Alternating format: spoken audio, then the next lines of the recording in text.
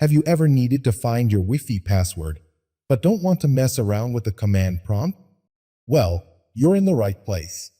In this video, I'll show you a super simple way to view your Wi-Fi password directly on Windows 11 or Windows 10, no commands required. Let's get started.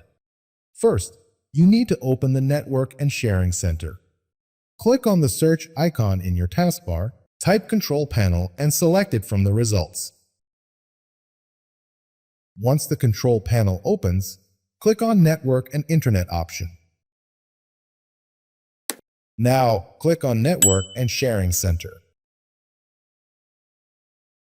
Next, click on your active Wi-Fi connection. You'll see it listed next to Connections. A new window will pop up showing your Wi-Fi status. Now, in the Wi-Fi status window, click Wireless Properties.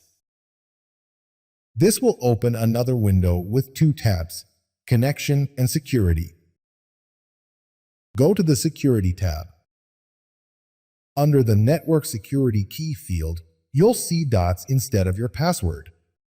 Simply check the box that says Show Characters, and your Wi-Fi password will be revealed. And that's it. You now know how to find your Wi-Fi password on Windows 11 or 10 without using the command prompt. It's quick, easy, and super beginner-friendly. If this tutorial helped you out, make sure to give it a thumbs up, subscribe to it next, and hit the notification bell for more tech tips and tricks.